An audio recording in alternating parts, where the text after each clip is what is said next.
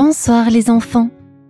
L'histoire de ce soir s'intitule Le loup et les 7 chevreaux. Cette histoire, réinterprétée par le monde des enfants, va bientôt débuter. Mais avant de poursuivre, je t'invite à activer ta petite cloche de notification et à mettre un petit pouce bleu si le contenu te plaît toujours. Bien, à présent, sans plus attendre, rejoins ton petit lit, attrape ton doudou et laisse-toi bercer par le son de ma voix qui commence.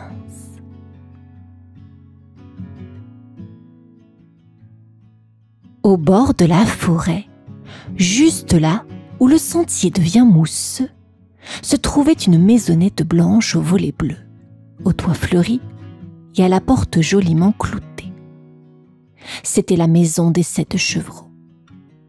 Ils vivaient là avec leur maman chèvre, une grande dame douce aux yeux brillants et aux sabots bien ordonnés. Chaque matin, c'était un vrai concert. « Maman, il a mangé mon pain. Elle a pris mon bol.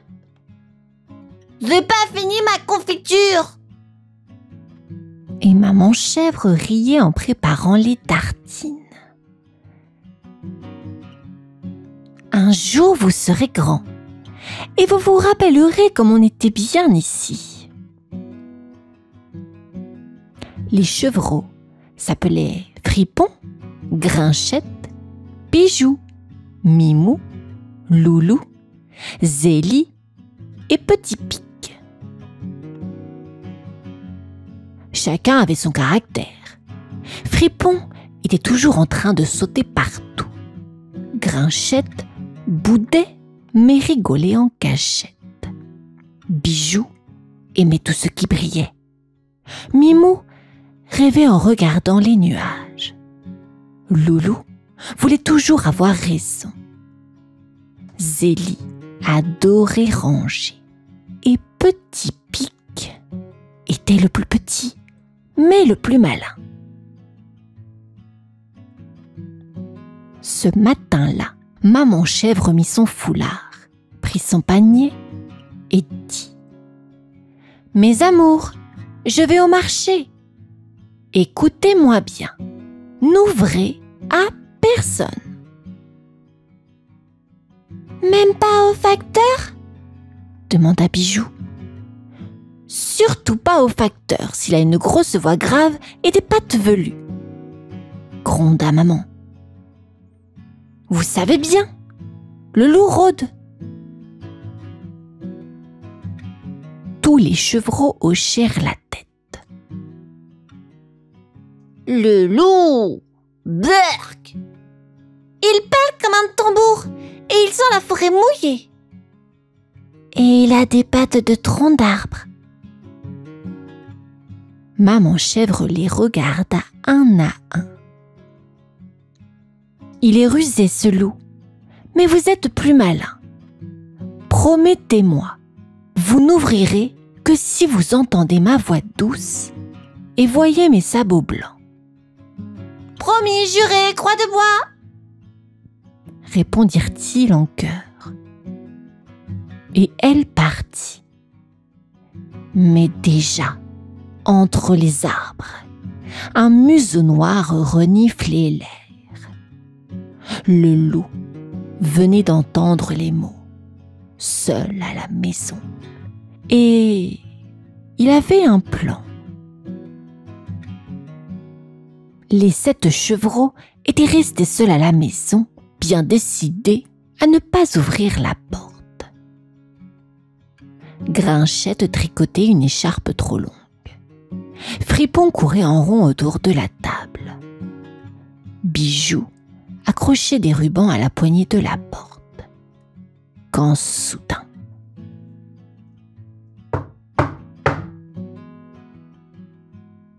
une grosse voix grogna.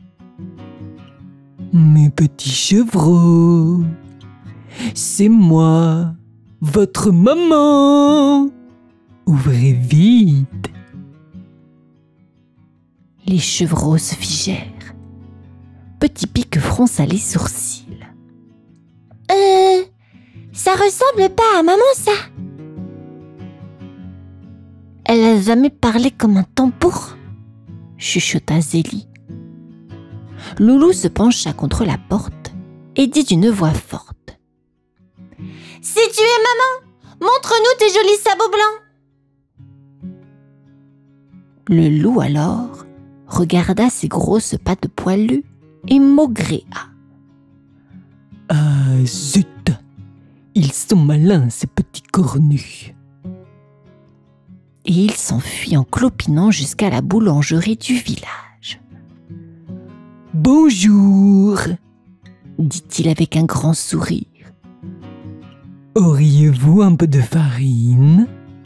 C'est pour faire une pâte très spéciale.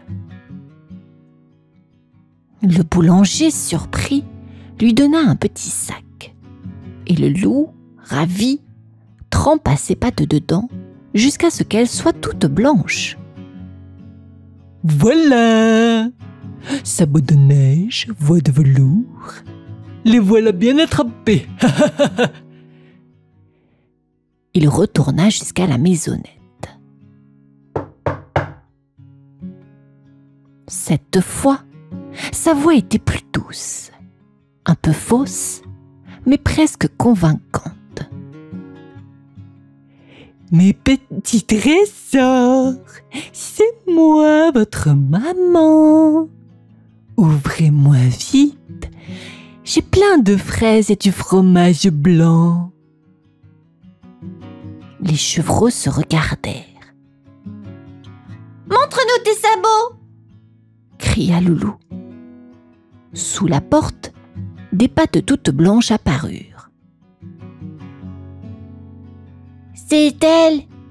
s'exclama Fripon. « Peut-être que... » dit Mimou en hésitant. Mais Pique-Pique, le plus malin, regardait par le trou de la serrure. Et ce qu'il vit n'avait pas l'air d'un sabot du tout. « Les pattes sont blanches, chuchota-t-il, mais elles sont trop grosses et on dirait qu'il y a encore de la terre sous les griffes. » On se fait pas maman, conclut Zélie. Mais Fripon sautillait d'impatience. « Et si c'était elle, mais avec des bottes en farine? On va jamais savoir si on n'ouvre pas. » Bijou secoua la tête. « Tu veux finir dans un sac à dos? »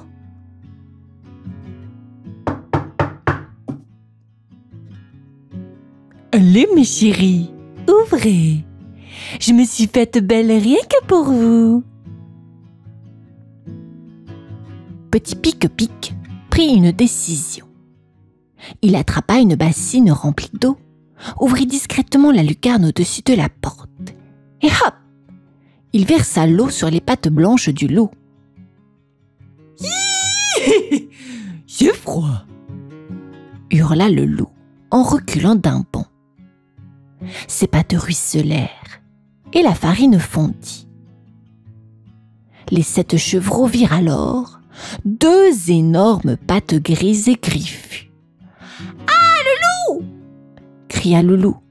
« C'est lui! C'est lui !»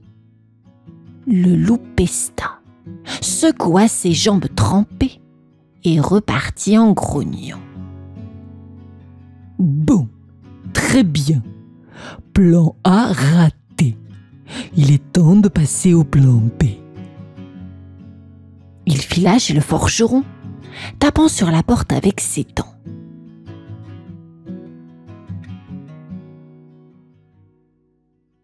« Monsieur, j'ai une voix toute cassée. Vous n'auriez pas dû m'y aller un peu d'huile? Je dois faire une chorale. » Le forgeron, surpris, lui donna un pot. Le loup s'éclaircit la gorge, gloussa, chanta doucement. Sa voix devint sucrée, claire, douce comme celle d'une vieille chèvre. Ah, là c'est parfait.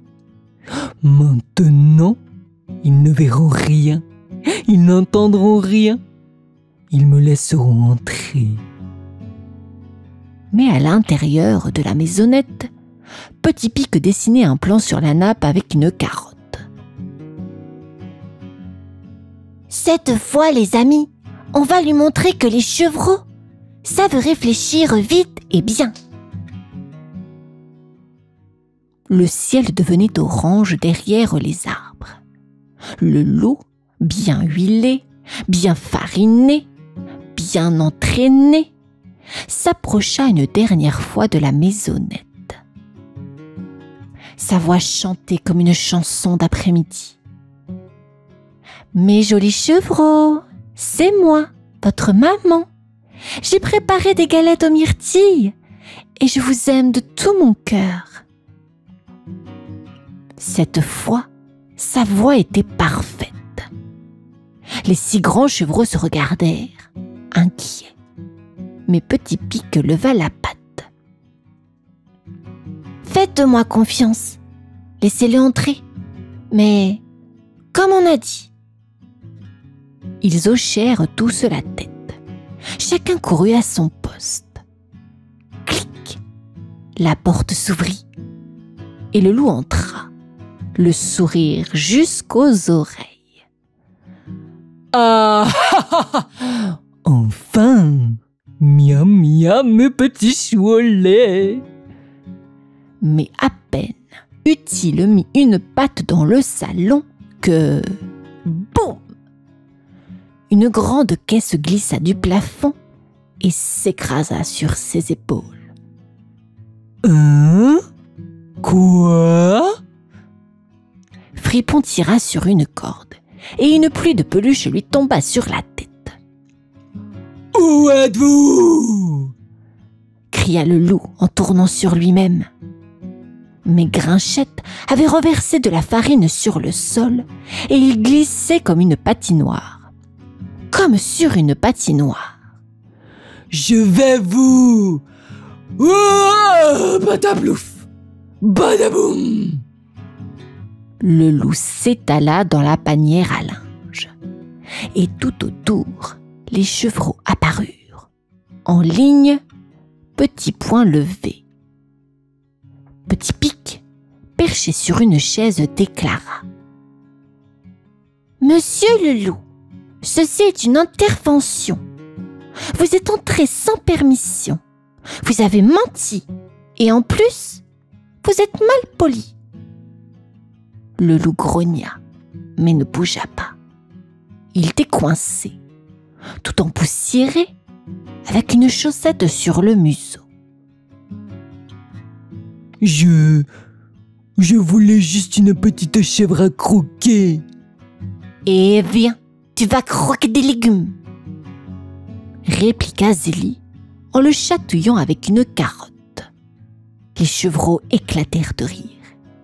Et pendant que le loup éternuait dans le panier, quelqu'un rentra par la porte. C'était Maman Chèvre. Et quand elle vit le loup couvert de peluche, elle fronça les sourcils. « Alors, que se passe-t-il ici ?» Maman Chèvre s'avança dans le salon, une main sur la hanche, l'autre tenant encore son panier de courses rempli de navets. Elle observa la scène. Le loup, emmêlé dans des peluches, avait une chaussette rose sur la tête et un tablier accroché à la queue.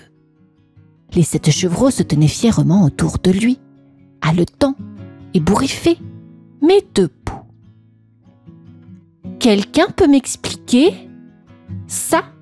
demanda Maman Chèvre d'un ton calme mais tranchant. « C'est le loup !» cria Fripon. « Il a voulu nous tromper !»« Il a trempé ses pattes dans la farine !» ajouta Bijou. « Il a bu du miel pour changer sa voix !» dit Mimou. « Et il a menti en disant qu'il t'aimait de tout son cœur !» lança Grinchette. Le loup leva les pattes. D'accord, d'accord. J'ai voulu vous manger, mais maintenant je regrette. Promis, plus jamais. Je ne supporte même plus l'odeur du fromage de chèvre. Maman chèvre croisa les bras. Elle s'approcha, le fixa droit dans les yeux. Tu as essayé de tromper des enfants et tu as mis une sacrée pagaille chez moi. Oui, mais ils sont malins, vos petits. Vous devriez être fiers. Petit Pic intervint. Maman, on a mis en place une défense complète. Piège, glissade, diversion. Et aucune chèvre n'a été blessée. Elle sourit doucement. Oui, vous avez été formidable. Puis, elle se tourna vers le loup. Très bien, Gustave. Voilà ce que tu vas faire. Tu vas réparer la chaise, nettoyer le sol, ranger les peluches et préparer une soupe de légumes pour ce soir. Avec nous. Le loup écarquilla les yeux. Moi? Cuisiner? Avec vous? Si tu veux redevenir quelqu'un de fréquentable, c'est un bon début, dit-elle. Et tu n'auras pas besoin de déguisement cette fois.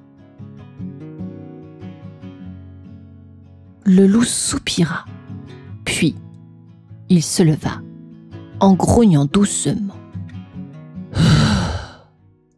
Bon, très bien. Mais je choisis les épices. Et tous éclatèrent de rire. Le soir tombait doucement sur la maisonnette aux volets bleus. Dans la cheminée s'échappait une bonne odeur de soupe, de pain grillé et de légumes râpés à la main par un loup grognon. Je râpe, je coupe, je touille. Mais je suis un prédateur, pas un potager, marmonnait-il. Grinchette lui tendit les oignons.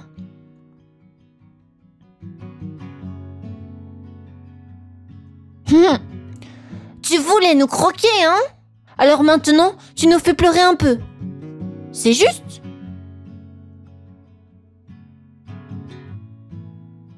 Les chevreaux couraient partout pour mettre la table, en rigolant.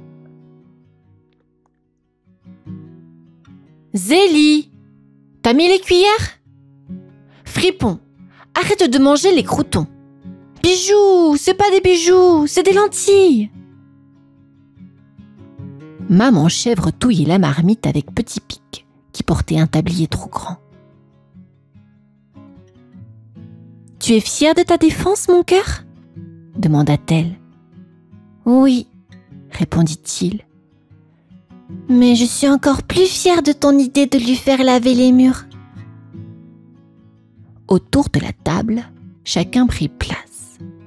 Le loup, un peu à l'écart, hésita. Je peux vraiment m'asseoir avec vous? Bien sûr, dit maman chèvre. Tu fais partie du dîner, pas du menu. Tout le monde éclata de rire. Le loup s'assit. Il goûta la soupe. Il ferma les yeux. C'est meilleur qu'un chevreau. Ah, on te l'avait dit, ricana le loup. Après le repas, Petit Pic apporta une feuille de papier. On a fait un code des visiteurs autorisés. Article 1. Pas de mensonge. Article 2. Pas de costume. Article 3.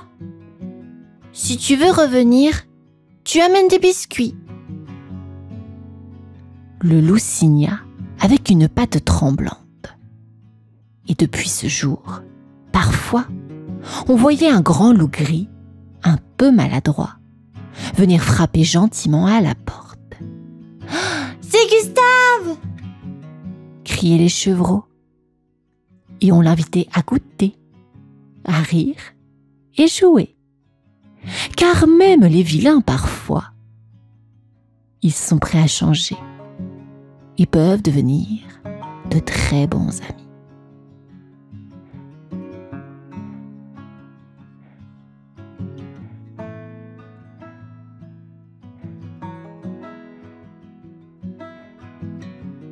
Fin de cette histoire. J'espère qu'elle vous a plu. Je vous dis à bientôt et vous souhaite une bonne nuit.